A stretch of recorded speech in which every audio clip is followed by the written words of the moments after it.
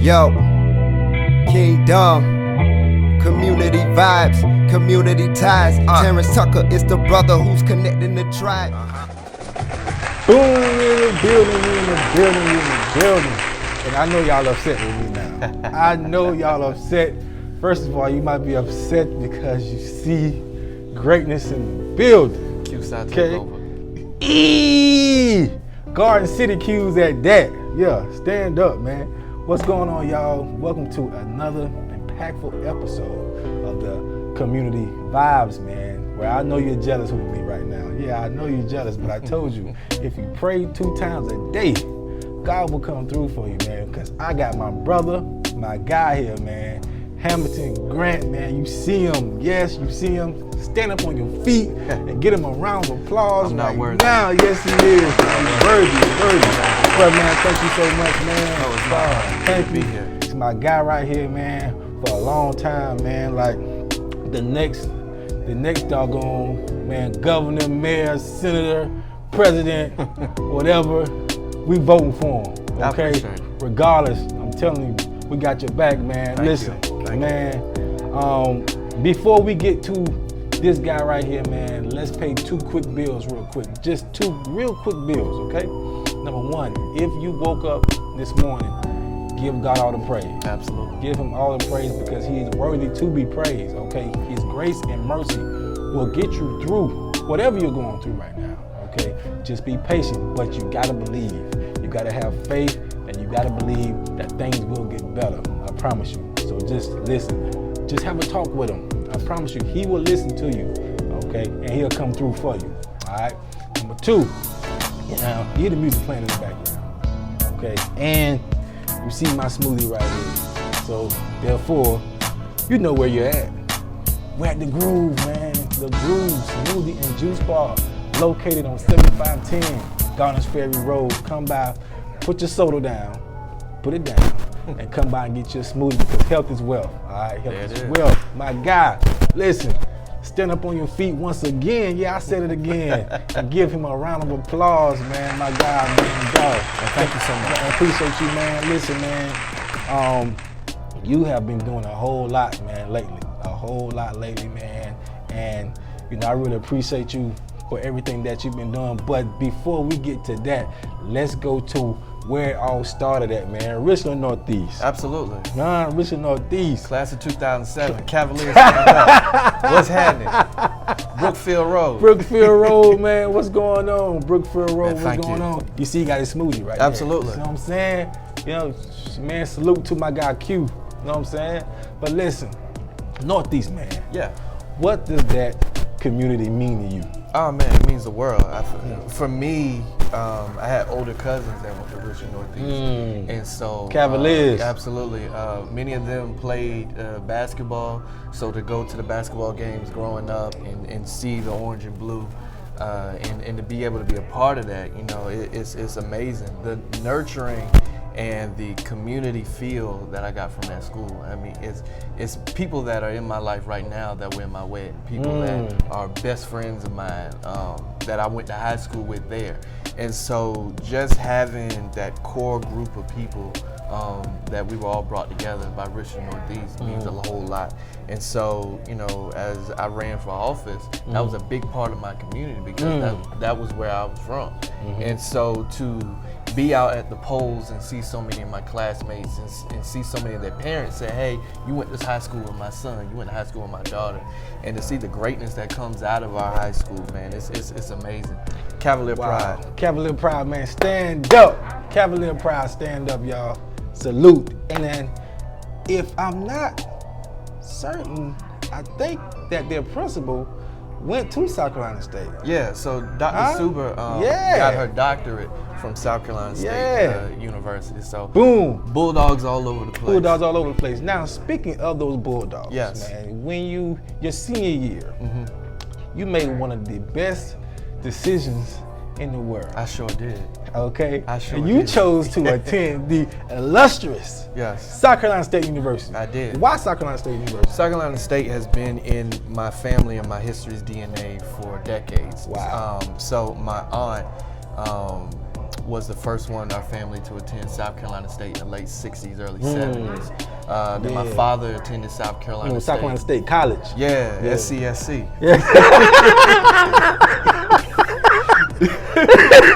That's old school. That's right real there. old school. And so my dad attended South Carolina State, and several of my uncles attended as well. And so I can remember growing up, because my dad was heavily involved. He was on the board of trustees. He actually served on the board of trustees twice. Wow. So I'm second generation trustee for South Carolina State. Right.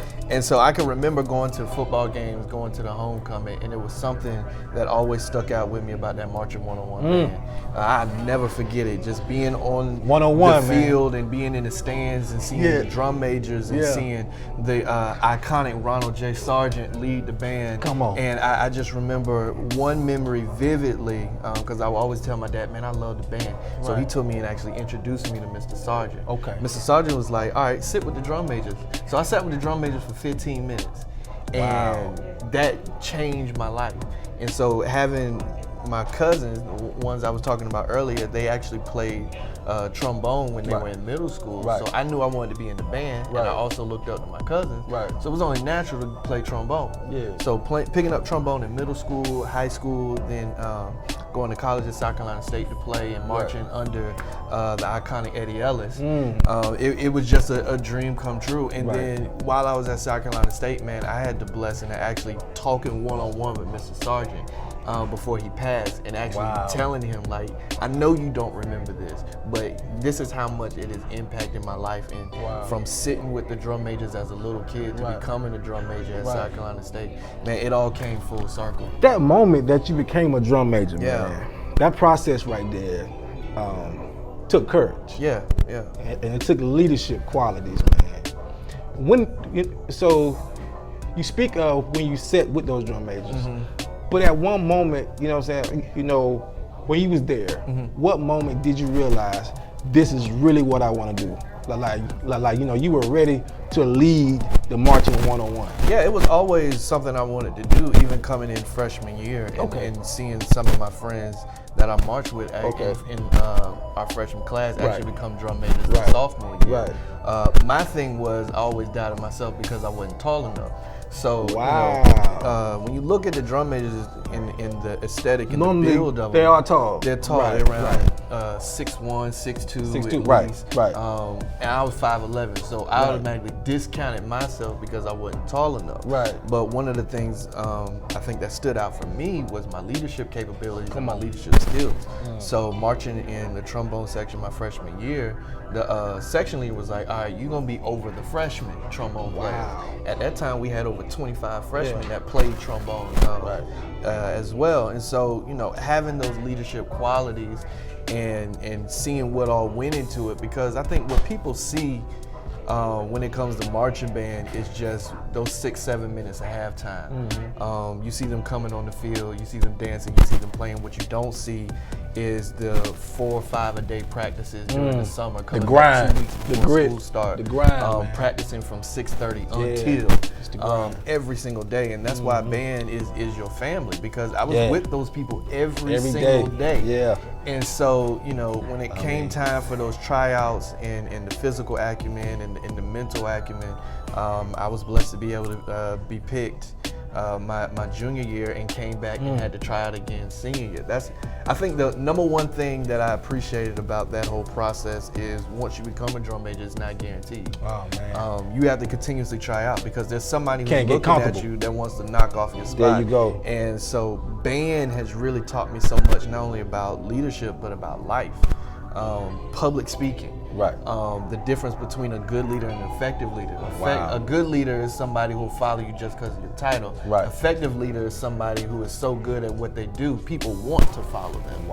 And they'll get down in the trenches with them. So the title doesn't mean anything. And so when you look at your whole life aspect, I really attribute it to marching band. Marching 101, man. Salute to the Marching 101, man. One of the best HBCU bands in the nation, man. Let's go through that gate. I said it. I said it here.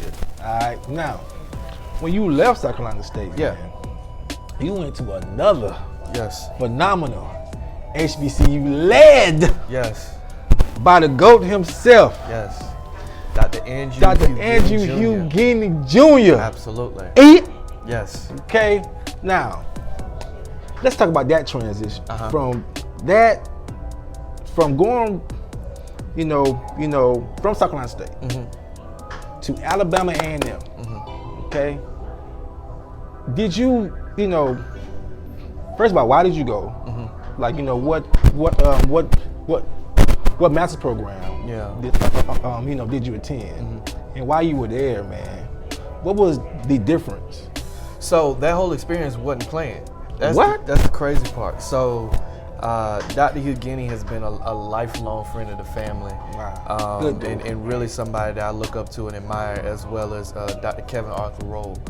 Dr. Rowe was at South Carolina State and was at Alabama A&M as well. So those guys are really family to me. Okay. And so when it came time for me to pledge, I signed and put my packet together.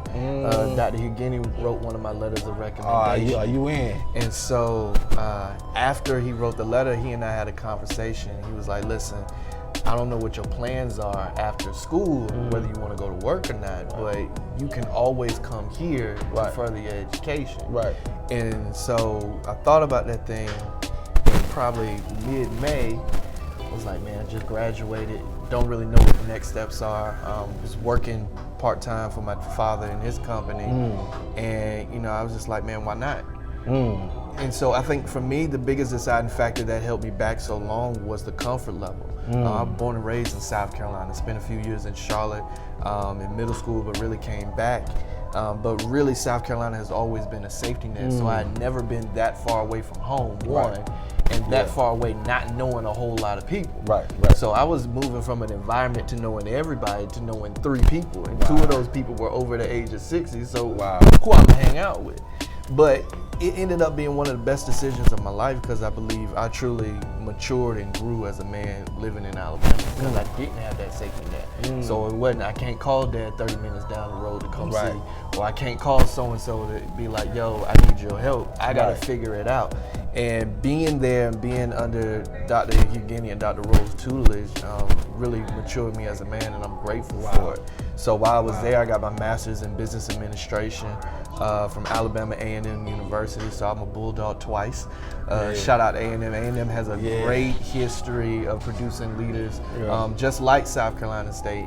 And so, I was blessed to rub shoulders and cross paths with some great people out there. Great people. In fact, one of the best relationships I ever cultured out there was Ruben Studdard.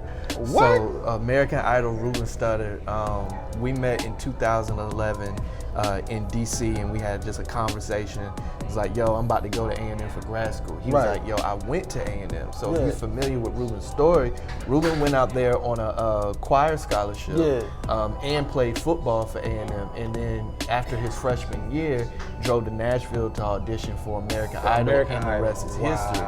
And so Ruben and I just automatically clicked, and that's literally big bro, man. Anytime I'm in Alabama and Birmingham, I stop by because that's family. So, Ruben Studdard, man, salute to you, man. Having that circle of friends and really that maturity was needed, but that's the blessing of historically black colleges and universities.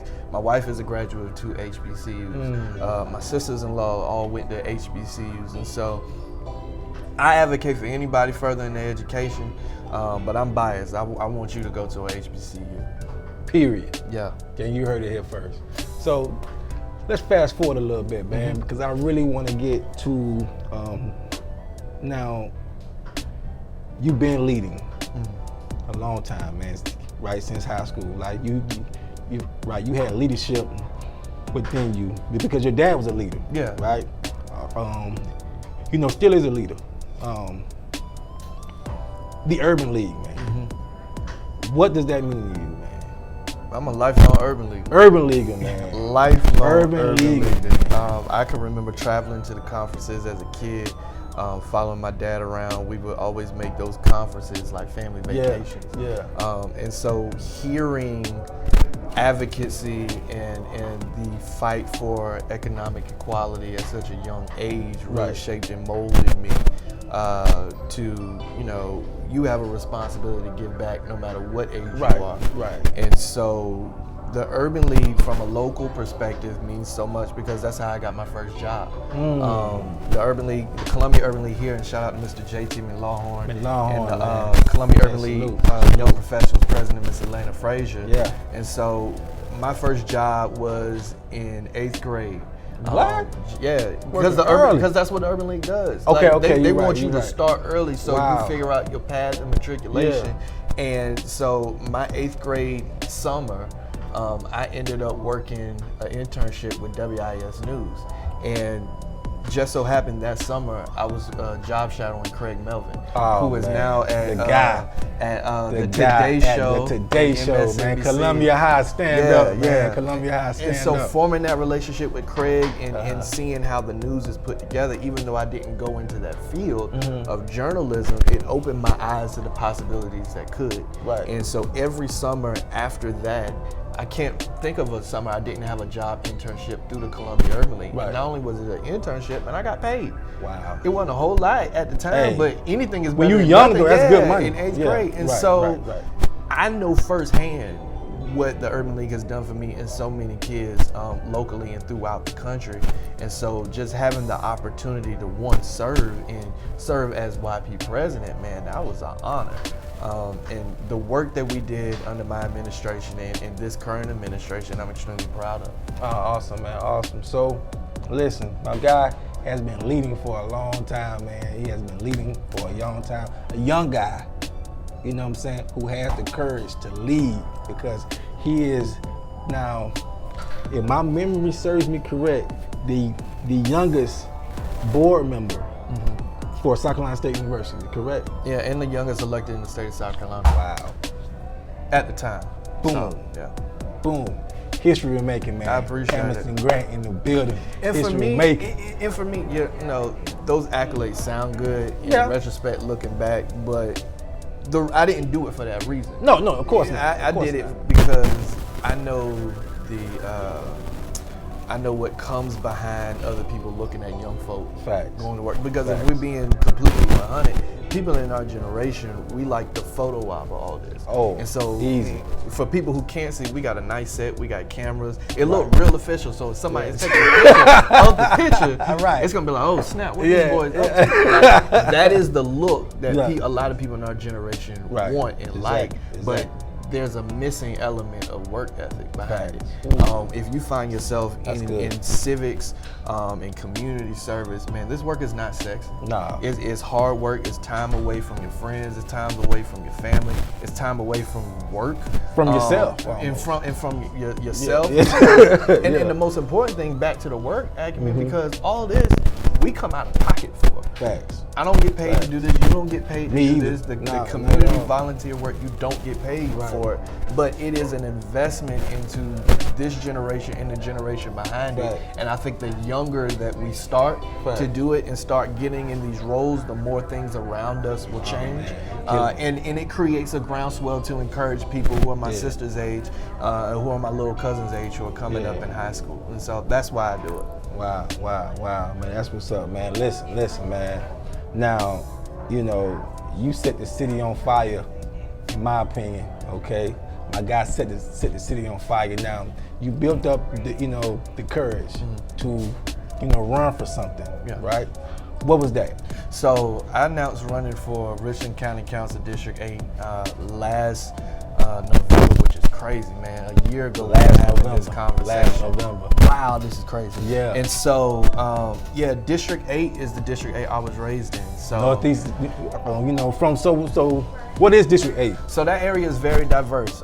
When you look at the back, if you're from Columbia, the back way of Trentham Extension, leaving Forest Acres, much of Decker Boulevard, much of Two Notch Road, from Spring Valley neighborhood to Brickyard Road, Summit, much of Hardscrabble, on up to, and it stops right around in front of Lake Carolina. Okay. So it's a very diverse district and map, but that's by design. If you know anything about redlining and gerrymandering, Right.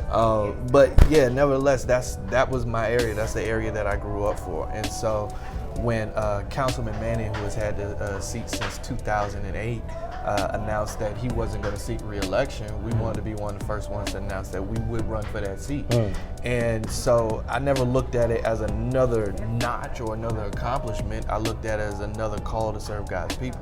Because if you are in this arena and if you're doing it for the right reasons, it's a calling. Right. It's not something that you want to do. I didn't run for it to get a stupid little lapel pin that says Richland County. I wanted to make my area make a better. difference. Right. And that's why we ran. And so we ran a hard race man. for over 200 days. A hard fought race. Man, we saw everything on primary day, from voter suppression to mismanagement, misinformation. My race, so my name and my opponent's name were left off of ballots in our race. So people who went to go vote for us in our race did not have the opportunity to do so, depending on what precinct and what time of day they went to. Wow. And so with all that was stacked up against us, we still managed enough votes to go into a runoff. And it was a hard-fought 2-week runoff. We came up a little short, but you know, when you look at it, our victories outweighed our losses, and it wasn't even a loss, it was a lesson. And so it's just the beginning. Yeah, and I want to take this opportunity because I got so much love and so much support from people across the country, and especially here. Thank you so very much. I think the thing people don't realize about running for office, you give so much of yourself that it becomes you, right? It is an everyday routine. So for over 213 days, I lived, breathed, sweated, whatever you want to do, a political life. And that can take a toll on you. It takes away from your family. It takes away time from work, and we can't do it without support, and support in forms of small monetary donations, retweets, allow me to put my little sign up in your yard or at your business. You know, all of that is support, and it went a long way.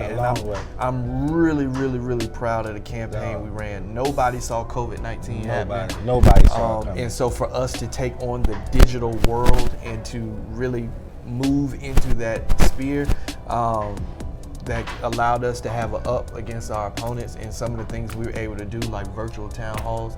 Man, I'm super honored to have been able to run. Let me ask you a question, man, because listen, man, you may have lost that particular seat, but you gained so much respect from so many people, man, from so many people. What's one of the things that you learned from that particular race? I learned so many things from that particular race. Gosh, one in particular is you can't take anything for granted. Wow. You cannot take anything for granted. Because I know you, I can't assume that you vote for me. You know what I'm saying? And you know, we may be cool on a homeboy level, but I'm making decisions for your everyday life. And if you don't know me on that level, that's different. I've taken the confidence in our relationship between you and I for granted. Wow. Which is a whole different realm and a whole different responsibility. Another thing that I learned is, man, whether you were running for office, whether you were working, whatever it is, running like you 10 points behind. Running like you're always losing because you never get comfortable. Yeah, you have a killer mentality. We learned this in marching band. It didn't matter if it was Florida A&M across from us, Benedict College across from us, Fort Valley. It didn't matter how big the band was, how small the band was. You kill an ant with a sledgehammer. Come on. And having that mentality, you can't take anything for granted. Nothing. The other thing I learned was, you know, the importance of getting on the phone. Wow. Communication is key. As millennials, I think we expect people to form through our ways of communication, which for the most part, social media, text messaging. But when you run a race like this, especially in my district, I think 36 to 42% of my population and constituents were over the age of 55. So everybody not gonna want to text. Everybody not gonna be on Facebook liking your stuff.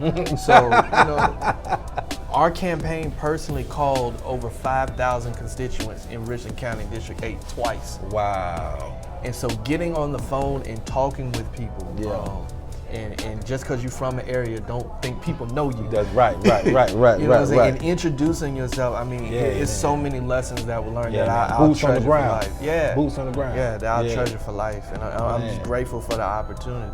And it'll help prepare for whatever's next, whatever God has for us. Listen, because there's so much that's next for you. Trust me, man. You have a phenomenal future, man. Thank you. And listen, man, you got our support. Thank you. You definitely got my support. I appreciate you, But man. but you've had so many titles, right? Yeah. So many titles. But now your best title Yeah. is called Dad. Yes, sir. Let's talk about that, man. Yes, sir. How does it feel to be called? Like, just to see this beautiful young king right here, that's yours, man. It's an out of body experience. Wow. And I'll back up some. It's crazy retrospect looking at literally the last year. I can remember my wife and I, we were celebrating her birthday. Her birthday is September 8th. Right. And this time last year, recently after her birthday, finding out that she was pregnant. Wow. And so all the excitement that came with that, and then also finding out that the District 8 seat would be open. Wow. And so it's a lot of excitement. we were literally having a baby and ran an election at the same time. She's still side by side with you the whole time, side too, by man. side. Side And by side. I'm so grateful for Alana and everything that she means to me, and just the amazing woman of God that she is. And so, Queen. Yes, and it's crazy because my son was born 2 weeks before the primary. Wow. And so we're in the thick of a heavily contested primary. Yeah. And I'm in the ER, we getting ready to have a baby. Wow. And you know, I'm so grateful. See, people look at COVID in this year, depending on how you view things in different ways. Right. Us being raised in the church and faith being a large part of our life. Right. This entire year has been a blessing. Oh yeah. And even though we've all gone through some crazy lows and some crazy highs, one thing COVID has done, it has isolated us and forced us to be around people that we care about and have that conversation with. And so under a normal circumstance, we're running a campaign without COVID, you're in people's faces, you're talking to people, you're at so many events, all that stops. And so that allowed me to be home and really honor and appreciate that time, the last few months before my son was born, and him being born, and it just being us. So being at the house and having those moments to bond, is really some things that you can't get back. No, you can't. So you can't. Having that and being called Dad is so cool, man. That's awesome. Lil Ham is doing great, man. The biggest responsibility ever, man. Yeah, it humbles you, man. I mean, waking up 3 o'clock in the morning. You good with the bottle yet? So we breastfeed. She breastfeeds. Wow. Okay. So he's a breastfed baby, but I get up and change all them diapers. Do you just look at him sometime and say, "Wow, like you're mine"? Yeah. You know what I'm saying? Me and Alana had this conversation all the time. Like, yo, we got a whole child. A whole child out here in the streets. Wow. And it's such a humbling feeling and experience. This is our first child. We have the responsibility of raising a human life to be a good citizen like you. And all of the lessons and all the things that we have to instill and pour into him, we cannot take that for granted. And we can't handle that on our own. Not at all. So it's so important to be spiritually grounded and mature, because you gonna need God. Your kids gonna need God. Gonna bring you to have a stronger prayer Put life. you on your knees. Oh, absolutely, absolutely. But it's a ride, but it's a beautiful thing, man. I'm honored to be his father. He has a fun ride, man. And he has a phenomenal dad, Man, thank you. and a phenomenal granddad. Thank you. And man, a phenomenal uncle. And aunts. Okay, the whole family. And extended family like yourself. And man. extended family. And his grandmother, she's beautiful. Thank you. Your mother is one of the most, beautiful people that you could ever meet. And I really listen, man, I really appreciate her for all she's doing herself, man. Your whole family is out here working, bro. Thank you, man. So, I've never been somebody who wanted to run for office or do the whole political thing. And, you know, as I grew, I realized, like, the whole time it was in my blood. It's in your bloodline, And bro. so when I trace back to my grandparents, quick story, my grandfather and grandmother grew up in Clarendon County. Okay, My grandfather grew up in Manning, my grandmother near grew up in Somerton. Yeah. And so my grandmother lost her teaching job because her father signed a petition with the NAACP that originally led to Briggs versus Elliott that went to the Supreme Court of Brown versus the Board of Education. And then my grandfather, a couple miles down the road, in Manning, South Carolina, took money that he was going to buy himself a vehicle, instead bought a school bus to bus black kids who had to walk for miles, while the white kids rode a bus to their schools. And then actually had to go through the strenuous tests and the crazy suppression in order to register to vote. Right. In fact, my grandfather was an AME pastor, and here in Columbia, South Carolina, he had the first Martin Luther King Day observance in the city before it was a federal holiday. You come from good And blood. so when you really trace the lineage of my family in the bloodline and the Richburgs that come out of Sumter County and Clarendon County, that whole service aspect and really fighting for everyday people has always been a part of my blood, so it was only natural for me to step into this call, into this role. My pastor, Simeon Mutri, always says, your calling is not something that you just find. Right. You have to do something and it reveals itself to you. And so as you work and as you continue to make progress, it's revealed to you. It's not something that you find. And so, oh man, you heard it here first, man. You heard it here. Listen, the legend, the GOAT himself, your next mayor, you know what I'm saying, governor, you know what I'm saying, senator. I'm just honored to serve. I'm telling you, hey, he's a true servant, right? A guy from your community, man, okay, that's trying to lead your community. I promise you, man, you listen, there's so much more to come from this young brother right here, Thank you. I'm telling you, man. So I'm excited about everything you got going on. Man, a lot of people, listen, this guy right here means so much to so many people. Hey, a lot of people don't see the behind the scenes work that Terrance puts in to these productions, what he does for the youth in terms of scholarships and just making sure he's there, man. This guy, for all the round of applause and stand up that you gave me, sit on down and rise up for this guy because he deserves every bit of it. I appreciate you. A lot of us can't be in the realm we're in without a Terrance Tucker. So I appreciate you, man. I appreciate you, bro. Thank you. Nah, man, every bit of it. Listen, man, I appreciate it, man. And, you know, listen, man, the fight will keep going. You know what I'm saying? But you have to surround yourself with positive people at all times, okay? At all times. Now, before we let my guy go, because he's a busy man, all right? So before we let him go, we have to ask him the magic question. Let's get it. All right. Now, I know that you eat chicken wings. With the bros. Okay? The bros. So I know you eat chicken wings. The bros gotta eat chicken wings, okay? You can't be on a diet being a bros sometimes. Cause you gotta eat chicken wings. It's hard. They ain't drink a little beer every gotta now and diet. then. Yeah, but when you do eat chicken wings, do you prefer flats or drums? Drums. My God, you heard it right, Q? Drums. Drums all day. Yeah. Yes, drums. Drums rule the world. Drum nation. 20 under 4. No, what is it? 20 up under 40 classmates. I don't know. Y'all got so many accolades. It's hard Yeah, to keep up with y'all. yeah. 20 under 40 classmates It's right hard there. to keep up Yes, with y'all. man. Yes, man. So listen, we appreciate you guys for tuning in Thank to y'all. another impactful episode. Support this man. Please, and listen, you better support this guy. Thank you. It's no question. Hands down, okay? Listen, we all we got, y'all. All right? We're all we got. Listen, stay positive and put God first. I promise you, everything will work out. All right? Make sure you're wearing your mask. Listen, parents, pay attention to your kids while they're doing those virtual classes. All right? Pay attention. All right? Because we need these kids to make sure that they make it through this virus. Okay? All right? Let's think about that stuff, man. All right, listen, man, thank y'all so much, man. God bless y'all. Be safe. Root to the Q's, man. EO, Zaza, stand up. Boom. Yo, Kingdom. Community vibes, community ties. Terrance Tucker is the brother who's connecting the tribe.